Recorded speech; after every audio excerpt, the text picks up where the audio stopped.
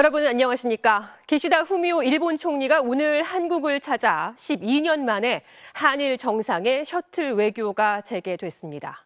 두 정상은 후쿠시마 원전 오염수에 대한 우리 전문가의 현지 시찰을 합의했고, 안보 분야에서는 한미 간의 워싱턴 선언에 일본도 참여할 수 있는 가능성을 열어뒀습니다. 첫 소식 김민찬 기자가 보도합니다.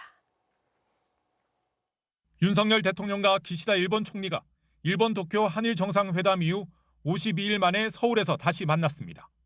형식은 실무 방문이었지만 윤 대통령은 공식 환영식 등 격을 높여 기시다 총리 내외를 예우했습니다. 한일 양국 정상 간의 회담은 예정된 시간을 훌쩍 넘겨 1시간 40분간 이어졌습니다. 두 정상은 후쿠시마 원전 오염수 배출과 관련해 한국 전문가들의 현지 파견에 합의했습니다. 후쿠시마 원전 오염수와 관련해서는 이웃 국가인 한국 국민들의 어떤 건강과 안전에 대한 우려를 불식시키겠다고.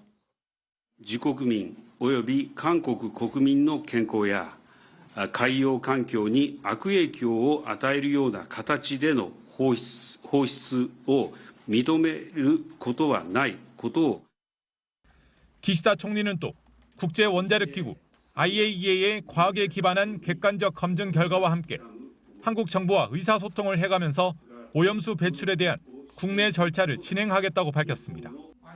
정상회담에서 후쿠시마산 수산물 수입 문제는 논의되지 않은 것으로 전해졌습니다. 윤 대통령은 또 북핵 도발에 대한 강화된 확장 억제 방안을 담은 한미 워싱턴 선언에 일본의 참여 가능성도 열어뒀습니다. 저희 입장에서는 한미 간의 이 워싱턴 선언이 완결된 것이 아니고 이것이 궤도에 오르면 또 일본도 미국과 관계에서 준비가 되면은 이건 언제든지 같이 협력할 수 있는 문제라고 생각합니다. 한일 정상은 또 오늘 19일에서 21일까지 일본 히로시마에서 열릴 주요 7개국, 즉 G7 정상회의 때 히로시마 평화공원에 있는 한국인 원폭 피해자 위령비를 함께 참배하기로 했습니다. G7 정상회의에서는 별도로 한미일 3국 간의 정상회담도 추진 중인데 한미일 간의 안보, 경제 협력 방안이 더욱 구체화될 것으로 보입니다. MBC 뉴스 김민찬입니다. 오늘 정상회담에서는 특히 과거사에 대한 기시다 총리의 진전된 발언이 있을지 여부가 관심이었습니다. 하지만 기시다 총리는 과거 일본 정부의 역사 인식을 계승한다는 입장을 되풀이했습니다. 강제동원 피해자들에 대해 마음이 아프다라는 발언이 있었지만 일본 정부의 공식적인 입장이 아닌 개인적인 감정을 나타낸 거라고 밝혔습니다. 장인수 기자입니다. 기시다 후미오 일본 총리는 과거사 문제에 대해 3월 도쿄 정상회담과 같은 취지의 발언을 했습니다. 8年10月に発表された日韓共同宣言を含め歴史認識に関する歴代内閣の立場を全体として引き継いでいると明確に申し上げました。 직접적인 반성과 사과는 이번에도 없었습니다. 대신 강제동원 피해자들에 대한 발언으로 보이는 표현을 했습니다. 私自身当時厳しい環境の下で多数の方々が大変苦しいそして悲しい思いをされたことに心が痛む思いです。 일제 강점기와 피해자들을 애둘러 말한 것으로 보이는데 이 발언의 의미에 대해 질문이 이어지자 자신의 심경이라며 일본 정부의 공식적인 입장이 아닌 점을 명확하게 했습니다. この当時、苦しい思いをされた方々に対して私自身の思いを率直に語らせていただいた次第であります。 기시다 총리는 또 우리 정부가 만든 재단이 강제동원 피해자를 지원하는 3자 배상 방안에 대해 만족감을 나타냈습니다. 윤석열 대통령도 3자 배상안을 흔들림 없이 추진할 것이라는 입장을 분명히 했습니다. 우리가 발표한 해법은 65년 청구권 협정과 또 2018년 법원의 판결을 동시에 충족하는 절충안으로서 법적 완결성을 지닌 유일한 해결책입니다. 윤 대통령은 회담 전 과거사 문제에 발목을 잡히지 않고 한일 관계를 개선하겠다는 의지를 나타냈습니다. 양국이 과거사가 완전히 정리되지 않으면 미래 협력을 위해 한 발자국도 내디딜 수 없다는 인식에서는 벗어나야 한다고 생각합니다. 대통령실은 기시다 총리의 발언을 두고 일본이 과거사와 관련해 진정성 있는 행보를 이어가겠다는 표현이라고 평가했습니다. MBC 뉴스 장희수입니다. 이번 정상회담의 핵심 의제는 안보 그리고 경제였습니다.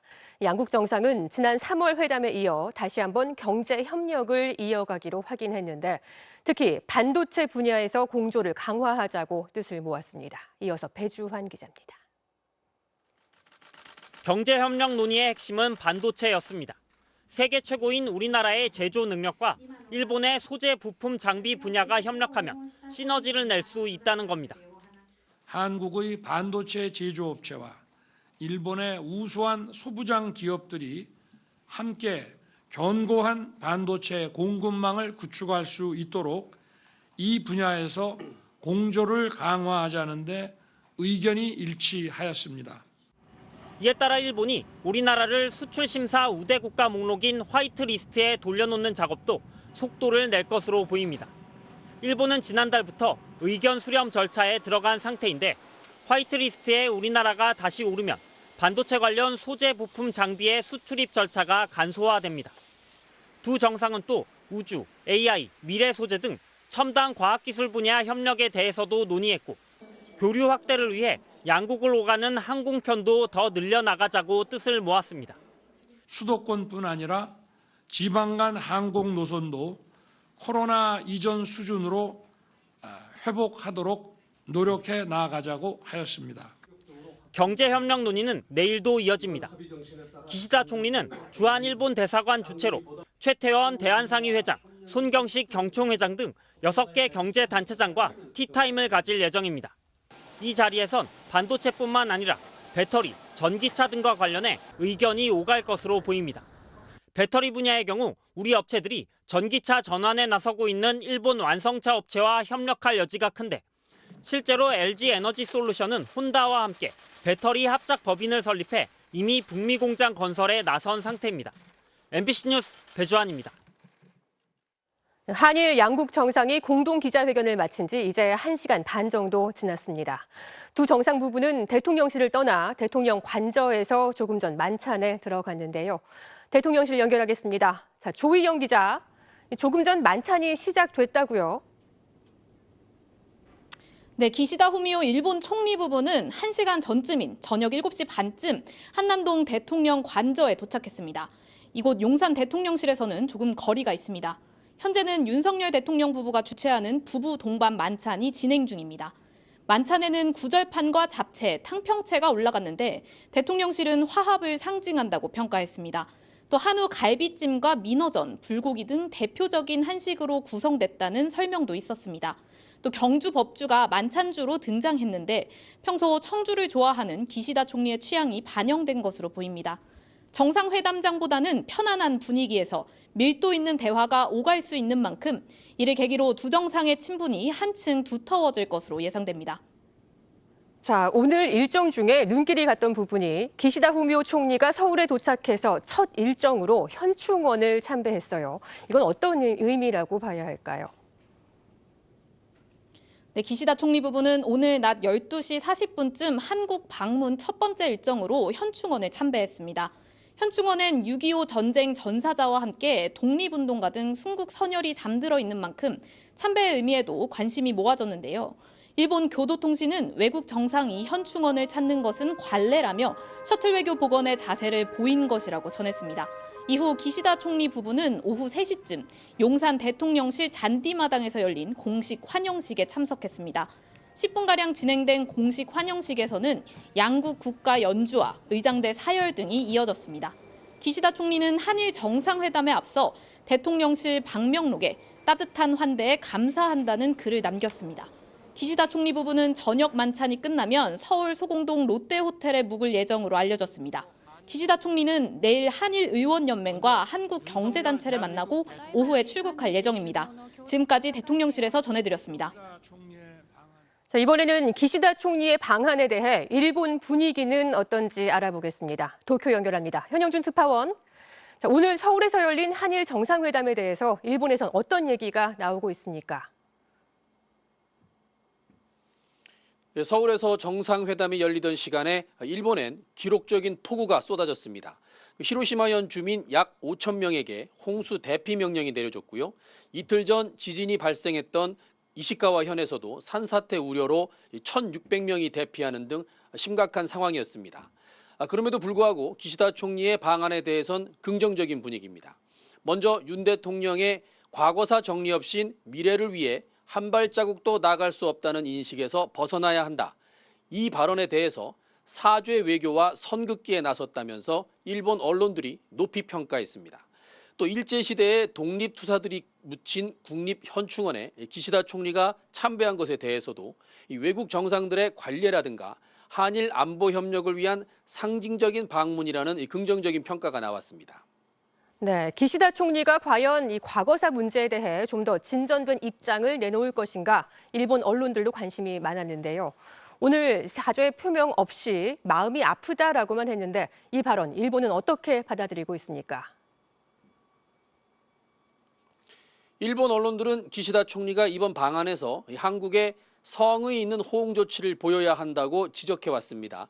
그러나 기시다 총리는 공식적으로는 진전된 사죄나 반성을 표명하진 않았습니다. 기시다 총리는 오늘 마음이 아프다고 밝혔지만 자신의 개인적인 감정일 뿐이라고 분명히 선을 그었습니다. 어제와 오늘 이 총리 관저 주변에선 일본 정부의 입장이 바뀌진 않을 것이다. 진전된 사과 표명은 없을 것이다. 이런 얘기들이 언론을 통해 흘러나오기도 했습니다. 결국 윤 대통령의 사죄 외교 선긋기 발언과 기시다 총리의 개인적인 유감 표명, 이걸로 강제동원 피해와 관련해 일본이 면죄부를 얻은 것이라는 해석도 나오고 있습니다. 지금까지 도쿄에서 전해드렸습니다. 자, 그럼 정치팀 이정은 기자와 조금 더 이야기 나누어 보겠습니다. 자, 이 기자 먼저 과거사 관련 얘기부터 해보죠. 이 두 정상 모두 과거사와 관련해서 언급을 했습니다. 이 기시다 총리가 강제동원 피해자들에 대해서 마음이 아프다 이렇게 발언을 했는데 이걸 지난 도쿄에서의 회담보다 진전됐다 이렇게 평가할 수 있을까요? 이 행간을 좀 꼼꼼하게 봐야 할 것 같습니다. 네. 기시다 총리가 저 자신도라고 시작을 하면서 당시 많은 분이 힘들고 슬픈 일을 당한 일에 대해 마음이 아프다라고 말했습니다. 여기에 대해서 대통령실은 한국이 먼저 이야기를 꺼내거나 또 요구한 게 없는데 기시다 총리가 진정성 있는 모습을 보여줘서 감사하다라는 취지의 입장을 밝혔습니다. 네. 실제로 모두 발언에서도 앞에서 보셨지만 윤 대통령은 과거사 문제가 완전히 정리 안 되면 미래 협력을 위해 한 발자국도 내디딜 수 없다는 인식에서 벗어나야 한다고 말을 했습니다. 좀 기시다 총리 공간을 열어준 건데 네. 그 대통령실은 기시다 총리의 성의를 좀 부각시키는 분위기입니다. 하지만 스스로 개인적 차원이라고 말을 했고 또 예상된 수준을 넘지는 않았다는 게 전문가들의 의견입니다. 네. 그러니까 그나마 과거 내각 입장을 계승한다 이 3월 16일의 발언에 마음이 아프다는 표현이 추가가 됐잖아요. 그러니까 이것은 일본 내에 이제 더 이상 사죄하면 안 된다는 어떤 강경파의 입장과 또 한일 관계에 위해서 노력을 해야 한다는 기시다 총리 입장이 좀 절충을 받다는 평가가 있습니다. 그런데 네. 중요한 게 빠졌습니다. 바로 강제동원의 불법성을 언급하지 않았고요. 네. 또 통렬한 사죄와 반성 그러니까 불법 행위의 주체자로서의 사과는 없었습니다. 네, 1990년에 이 아키히도 전 일왕이 이 노태우 전 대통령에게 통석의 염이란 표현을 한 적이 있는데 이제 그것보다도 못한 김대중 오부치 선언 이전으로 회귀했다는 평가도 나왔다고요. 네, 자, 그렇습니다. 후쿠시마 오염수 관련해서도 얘기를 해보죠. 이 한국 전문가들을 현장에 시찰단으로 파견하기로 했습니다. 이거는 유의미하게 봐야 하는 건가요? 조금 전 교도통신이 이 시찰단 파견 날짜까지 23일이라고 보도를 했거든요. 그러니까 상당히 논의가 진행된 것 같습니다. 그러니까 기시다 총리가 그 조금 전 기자회견에서 한국 국민의 건강에 악영향을 미칠 수 있는 방류는 절대 있어서 안 된다 이렇게 말을 했기 때문에 한국민 앞에서 이게 말을 했다는 것은 의미가 있을 수도 있습니다. 하지만 질의응답을 또 살펴보면은 기시다 총리가 6월에 IAEA의 보고서가 나오면 과학적 근거에 따라 일본 국내 절차를 진행한다라고 언급을 했습니다. 그런 네. 만큼 방류를 안 하겠다고 또 말을 한 건 아닙니다. 그 후쿠시마 수산물 수입 재개에 대해서는 의제에 오르지는 않았다고요. 네, 그렇습니다. 먹는 문제이다 보니까 한일 정부 모두 굉장히 조심스럽습니다만 그렇죠. 일본 정계 입장에서는 계속 수입 재개를 추진하고 있거든요. 네. 그래서 오염수 방류 문제가 어느 정도 좀 정리가 되고 나면 일본 측에서는 계속 거론하고 싶을 가능성이 있습니다. 네.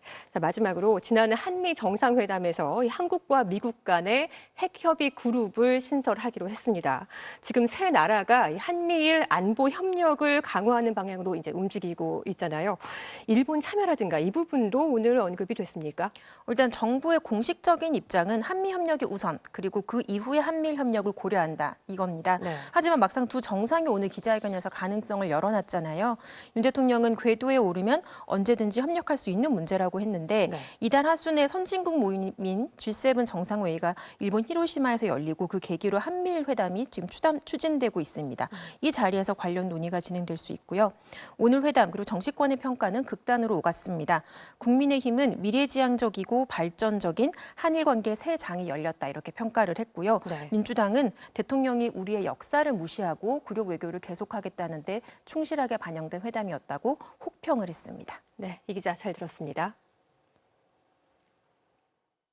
오늘 열린 한일 정상회담을 놓고 시민사회단체들의 규탄 집회와 환영 집회가 잇따랐습니다. 진보 성향 시민단체 연합인 한일 역사행동과 2015 한일 합의 파기를 위한 대학생 공동행동은 용산 대통령실 앞에서 연달아 기자회견을 열고 한일 정상회담을 규탄하며 일본 정부의 과거사 사죄와 배상을 요구했습니다. 같은 장소에서 보수 성향 시민단체인 신자유연대는 한미일 군사동맹 강화와 기시다 총리 답방 환영 등의 구호를 외치며 맞불 집회를 열었으나 양측 간의 충돌은 없었습니다. 더불어민주당 김남국 의원의 60억 원대 가상화폐 보유와 매각 논란에 대해 국민의힘과 김 의원의 공방이 이어지고 있습니다. 국민의힘은 김 의원이 자신의 이해관계가 걸린 법안을 발의했다는 걸 집중적으로 문제 삼았고 김 의원은 실제 본회의에서 해당 법안에 찬성표를 던지지 않았다고 반박했습니다. 조희원 기자입니다. 국민의힘이 집중적으로 문제를 제기하는 건 김 의원이 재작년 7월 가상자산에 대한 과세 시점을 유예하는 법안을 공동 발의하고 실제로 과세가 유예된 동안 보유하고 있던 코인 60억 원어치를 매각했다는 사실입니다. 정작 가상자산 과세 유예 법안에 공동 발의하게 된 배경과 본인이 법안의 소외자가 된 이해 충돌 지적에 대해서는 명확한 답을 내놓지 않았습니다. 과세 유예 기간 동안 김 의원이 코인 매각 대금을 모두 현금화했다면 자신이 발의한 법안으로 인해 거액의 세금을 안 낼 수 있게 된 셈입니다. 이에 대해 김 의원은 몇백만 원 정도만 현금 인출해서 용돈으로 썼고 나머지는 다른 코인으로 전환했다고 반박했습니다. 김 의원은 또 법안 발의 자체는 이해 충돌에 해당하지 않는다는 주장을 거듭했습니다. 자신의 행위가 문제가 된다면 다주택자 의원이 종부세 세율을 낮추자는 법안, 다자녀 의원이 다자녀 가정에 복지 혜택을 주는 법안을 발의하는 경우도 입법권이 과도하게 제한되는 문제가 발생한다고 주장했습니다. 당시 국민의힘 원내대표였던 김기현 대표도 법안의 필요성을 주장했다고 부연했지만 논란은 남습니다. 강남의 다주택자인데 종부세를 낮춰달라. 그러면 그런 법안을 만들면 그거는 이해충돌에 해당이 안 되나요? 이해충돌에서 완전히 자유롭다라고 얘기하긴 저는 어렵다고 봐요. 김남국 의원은 이에 대해 자신이 공동 발의는 했지만 실제로 본회의에서 표결할 때는 찬성표를 던지지 않았다고 해명했습니다. 국민의힘은 김 의원의 최초 투자자금 출처조차 의심스럽다며 김 의원을 윤리특위에 제소하거나 이 기회에 국회의원의 가상화폐 보유 여부를 전수조사하는 방안도 검토하겠다고 했습니다. MBC 뉴스 조희원입니다. 한 초등학교 배구팀 코치가 아동 학대 혐의로 경찰 조사를 받고 있습니다. 훈련 도중에 넘어진 학생을 향해 공을 3개 내려치고 발로 차는 모습 등이 CCTV로 확인됐는데요. 그런데 많은 부모들이 코치를 두둔하고 있습니다. 왜 그럴까요? 최경재 기자가 취재했습니다. 지난 3월 1일 한 초등학교 체육관. 코치가 훈련 도중 엎어진 선수를 향해 공을 세게 내려칩니다. 이번엔 벽에 기댄 아이를 향해 쉴 새 없이 스파이크를 반복합니다. 넘어진 아이를 발로 차기도 합니다. 이 배구팀은 이걸 깡수비라고 부릅니다. 한 선수당 10분씩도 했대요. 얼굴 맞을 때도 있고 배를 맞으면 숨을 못 쉴 때도 있고. 배구팀 선수였던 서준이는 지난 3월 맥박이 불규칙하게 뛰는 부정맥 의심 증상과 무릎 관절염 진단을 받고 배구의 꿈을 접었습니다. 진료 과정에서 서준이는 훈련 과정을 처음 털어놨고 의사는 아동학대 의심 신고를 했습니다. 훈련할 때 공 못 받으면 그냥 미친 훈련 받는 것보다 죽는 게 낫겠다고 생각. 코치님이 배구부에서 있었던 일은 말하지 말라고. 학대 피해를 겪었다는 학생은 모두 3명입니다. 코치는 지난달 직위 해제됐고 아동학대 혐의로 경찰 조사를 받고 있습니다. 알고 보니 코치는 재작년에도 아동학대 혐의로 재판에 넘겨졌는데 증거 불충분으로 무죄를 선고받았습니다. 당시 다른 선수 부모들은 변호사 비용도 지원하고 탄원서도 재판부에 내며 코치를 두둔했습니다. 엄마들 그 입을 맞췄고 그 엄마들 다 알면서도 말 안 하는 거죠. 아들 엉덩이에 자국이 나왔어. 근데 그냥 가만히 있는 게 자기 자식 잘 되라고. 똑같은 피해가 반복된 데에 대해 학교는 하루 종일 CCTV를 봐야 하냐, 피해 아동 부모는 왜 몰랐냐고 반문했습니다. 그때 정확하게 잘못된 것들을 끊어냈다면 그 다음에 벌어질 그 피해자들은 생기지 않죠. 탐사기획 스트레이트는 코치에게 여러 차례 전화하고 문자 메시지를 남겼지만 답이 없었습니다. 다른 부모들은 자녀들이 운동도 좋아하고 코치도 좋아한다면서 폭력에 눈 감은 적도 없다고 반박했습니다. MBC 뉴스 최경재입니다. 미국 텍사스주의 쇼핑몰에서 또다시 총기 난사 사건이 벌어졌습니다. 주말을 맞아 인파로 가득했던 쇼핑몰에서 모두 8명이 참변을 당했고 7명이 병원에서 치료 중입니다. 총격범도 현장에서 사살당했습니다. 워싱턴에서 김수진 특파원이 보도합니다. 미국 텍사스주 댈러스 교외 지역의 한 대형 쇼핑몰. 두 손을 든 사람들이 겁에 질린 모습으로 빠져나옵니다. 바닥엔 흰 수건으로 덮인 시신이 놓여 있습니다. 토요일 오후 3시 36분. 쇼핑몰이 인파로 붐비던 시간, 은색 승용차에서 내린 남성이 갑자기 무차별 총격을 시작했습니다. Someone shooting, and then right behind her on the other side, right in front of DKNY, so there's a guy he held his neck like this, and it was like blood just dripping down. 마침 다른 신고를 받고 현장에 있던 경찰이 즉각 범인을 제압했지만 이미 6명이 숨진 뒤였습니다. 2명은 병원으로 옮겨졌지만 숨졌고 이송된 다른 부상자 7명 중 3명은 위중한 상태입니다. He heard gunshots, located the gunshot, located the shooter, neutralized the shooter, neutralized the threat. We believe at this point that the shooter acted alone. 범인도 현장에서 경찰 총에 사망했는데 경찰은 정확한 범행 도구를 밝히지 않았지만 돌격용 소총을 들고 있었던 것으로 전해졌습니다. There's this guy dressed in all black, wearing a vest, has an assault rifle, and he's just shooting at people right across. 범인의 신원도 아직 알려지지 않았습니다. 목격자들은 숨진 피해자 중에서 어린이가 있었다고 증언했고 병원으로 옮겨진 부상자 중에도 5살 어린이가 포함된 것으로 알려졌습니다.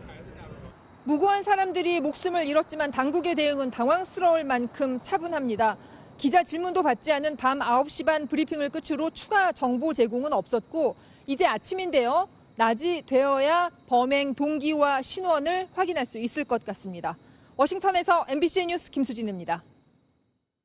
영국 런던에서는 어제 찰스 3세 국왕의 대관식이 열렸습니다. 왕세자의 책봉된 지 65년 만에 왕의 자리에 오른 찰스 3세는 경제 위기 상황을 고려해서 행사를 대폭 축소해 진행했는데요. 하지만 여전히 막대한 혈세를 투입해 왕실을 유지할 필요가 있느냐는 군주제 반대 여론이 그 어느 때보다 높은 상황입니다. 런던에서 조명아 특파원이 전해드립니다. 찰스 3세 국왕이 마침내 왕관을 썼습니다. 1958년 왕세자로 책봉된 지 65년 만입니다. God save the king. God save the king. 왕을 상징하는 금색 망토를 걸친 찰스 3세는 보주와 홀, 검과 같은 군주의 힘을 나타내는 물품도 전달받았습니다. 윌리엄 왕자를 비롯한 왕족과 귀족들은 왕 앞에 무릎을 꿇고 충성을 맹세했습니다. 찰스 3세는 성경에 손을 얹고 섬김을 받지 않고 섬길 것이라고 맹세했고 이례적으로 종교의 자유를 언급했습니다. Will seek to foster an environment in which peoples of all faiths and beliefs may live freely. Are you willing to take the oath? I am willing. 시민들은 종일 비가 내리는 굳은 날씨에도 웨스트민스터 사원에서 버킹엄궁까지 2.3km 구간의 황금마차 행진을 기다렸습니다. It was like once in a lifetime thing. It was amazing to see. It's just been part of history. 70년 만에 새 국왕에 대해 큰 기대감을 나타내기도 했습니다. We're very proud to be British. I think we all like the king. We think he's going to do a good job and hopefully he'll have a long time doing it. 하지만 왕실 반대 여론도 어느 때보다 큽니다. 대관식이 진행되는 도중에도 한편에서는 군주제에 반대하는 대규모 시위가 열리기도 했습니다. 극심한 경제 위기를 겪고 있는 상황에서 막대한 혈세를 투입해 왕실을 유지할 필요가 없다는 겁니다. We're in a cost of living crisis. So it's Hungary, and we're paying for a spectacle, and this will have cost hundreds of millions of pounds just to be able to put it in front of the world. 호주, 캐나다, 자메이카, 바하마 등 영연방 12개 국가 원주민 지도자들은 대관식 전날 찰스 3세에게 서한을 보내 식민 지배에 대한 공식 사과와 보상을 촉구하기도 했습니다. 해리 왕자와의 갈등, 동생 앤드루 왕자의 성추문 의혹 등 왕실 가족 내 잡음도 골칫거리로 존재합니다. 런던에서 MBC 뉴스 조명아입니다. 우리나라가 독자 개발한 우주발사체 누리호의 3차 발사가 오는 24일에 이루어집니다. 이제 3주도 남지 않았는데요. 발사를 앞두고 누리호에 위성을 싣는 마지막 작업만 남겨두고 있습니다. 문다영 기자가 전해드립니다.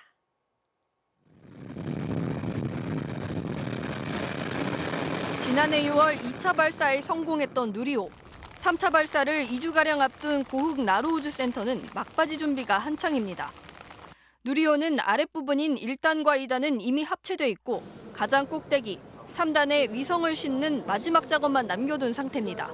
위성이 입고되기 전에 3단에 대해서는 다 조립을 완료를 하고 그 점검까지 지금 다 완료를 해놓은 상태입니다. 이번에 누리호에 실릴 위성은 차세대 소형위성 2호를 비롯해 군집위성 도요셋, 우주 스타트업에서 제작한 초소형 위성 등 총 8개입니다. 2차 발사와의 차이는 실용위성을 싣고 쏘는 첫 실전 발사라는 점입니다. 발사 시간은 저녁 6시 24분으로 지난번보다 2시간 정도 늦췄습니다. 그 시간에 쏴야 위성 2호가 태양열로 전지판을 충전하면서 문제없이 레이더를 쓰기 좋은 궤도에 올릴 수 있기 때문입니다. 위성 2호는 발사 13분 뒤 고도 550km에서 가장 먼저 분리됩니다. 성패가 판가름 나는 첫 번째 순간입니다. 차세대 소형 위성 2호가 목표 궤도에 안착하는 것이 가장 중요한 성공 실패의 기준이 될 것 같습니다. 이후 작은 위성 7개가 20초 간격으로 하나씩 나와 각자 궤도에 놓입니다.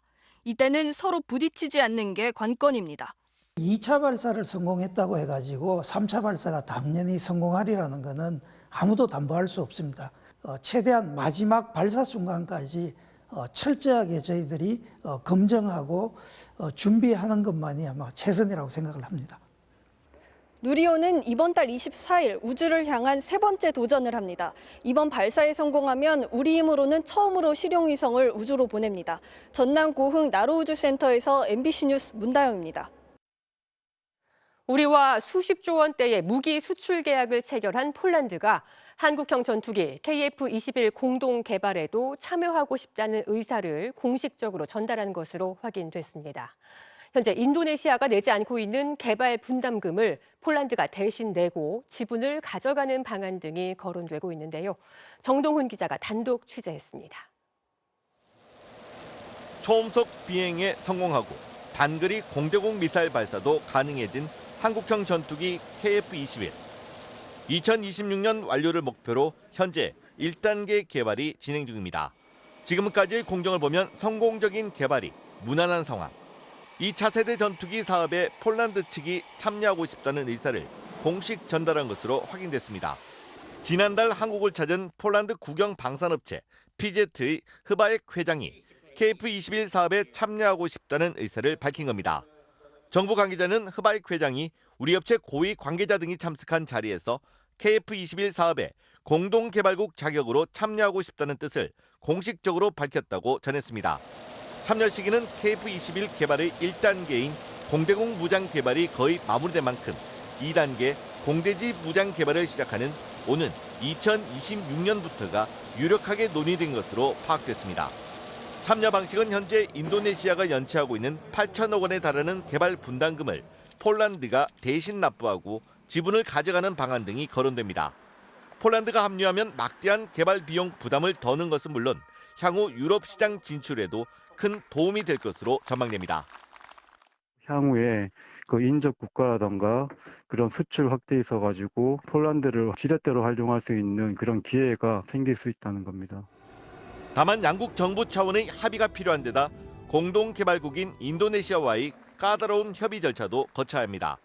PZ 측은 폴란드 정부를 통해 조만간 우리 정부에 공동개발국 참여 의향서를 전달할 계획인 것으로 알려진 가운데 방위사업청은 의향서가 접수되면 본격적인 검토에 착수할 것이라고 밝혔습니다. MBC 뉴스 정동훈입니다.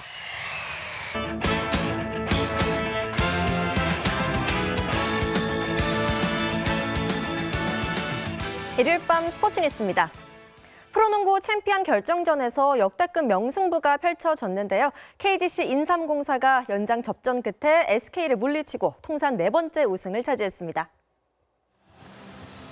마지막 승부 7차전도 5,900명의 만원 관중이 입장하면서 챔프전 6경기 연속 매진을 기록했는데요. 경기 내용도 챔프전 역대 최고 명승부다웠습니다. 두 팀 선수들 엄청난 집중력을 발휘하면서 4쿼터까지 팽팽한 접전이 이어졌는데요. 스펠맨을 앞세운 인삼공사에 맞서 SK 김선영이 종횡무진 활약을 펼치면서 4쿼터까지 승패를 결정짓지 못하고 연장전에 돌입했습니다. 결국 스펠맨의 득점과 오세근의 자유투로 착실하게 점수를 쌓은 인삼공사가 SK의 끈질긴 추격을 따돌리고 4승 3패를 기록하며 짜릿한 우승을 거뒀습니다. 모든 걸 쏟아부은 선수들은 코트로 뛰어나와 기쁨을 만끽했는데요. 인삼공사는 2시즌 만에 챔프전 정상에 오르면서 통산 4번째 챔프전 우승을 차지했고 오세근 선수가 챔프전 MVP를 수상했습니다. 프로야구 한화가 문동주, 김서연 두 특급 신인의 호투를 앞세워 KT를 꺾고 최하위 탈출에 성공했습니다. 송기성 기자입니다. 어린이 팬의 이름이 새겨진 유니폼을 입고 마운드에 오른 문동주. 1회 초 조용호의 강습 타구에 다리를 맞은 뒤 강백호에게 선제 적시타를 허용하며 실점했지만 더 이상 흔들리지 않았습니다. 최고 구속 157km 빠른 공을 앞세워 2회와 3회를 연속 3자 범퇴로 막아냈고 5회까지 탈삼진 5개를 잡아내며 KT 타선을 완벽하게 틀어막았습니다. 팀 타선도 일찌감치 5점을 뽑으면서 문동주는 승리 투수 요건을 갖춘 채 내려갔고 6회엔 또 한 명의 특급 신인 김서연이 마운드를 책임졌습니다. 선두 타자에게 볼넷을 내줬지만 알포드를 주무기 강속구로 강백호는 슬라이더로 헛스윙 삼진을 잡으면서 1이닝을 무실점으로 막았습니다. 두 연건들의 맹활약 속에 한화는 KT를 꺾고 3연승을 달리며 16일 만에 최하위 탈출에 성공했습니다. 등에 오늘 제가 노희원 어린이의 이름을 달고 예, 맞아요. 네. 좀 더 책임감이 컸던 것 같습니다. 앞으로도 좀 많이 제가 나갈 때 이길 수 있었으면 좋겠습니다. 잠실 라이벌전에선 팀 타율 1위 LG가 두산을 대파했습니다. 허리 통증을 안고 등판한 두산 곽빈을 상대로 6점을 뽑는 등 2회에 일찌감치 승부를 갈랐습니다. 포수 박동원은 홈런 2방을 쏘아올리며 홈런 단독 선두로 올라섰습니다. MBC 뉴스 송기성입니다. K리그2에서 나온 엄청난 골입니다. 부천 이정빈 선수 중앙선 부근에서 원더골을 터뜨렸네요. 일요일 밤 스포츠 뉴스였습니다.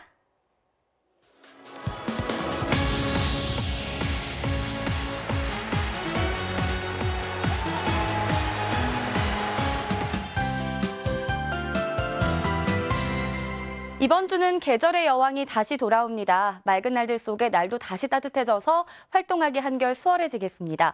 단 일교차 대비는 더욱더 잘해주셔야겠는데요. 어버이날인 내일 아침 서울의 기온이 9도, 춘천 등 내륙 지방은 5도를 밑돌면서 부쩍 쌀쌀해지겠고요. 낮부터는 따스한 햇살이 기온을 끌어올리면서 서울이 23도 등 예년 수준을 되찾겠습니다.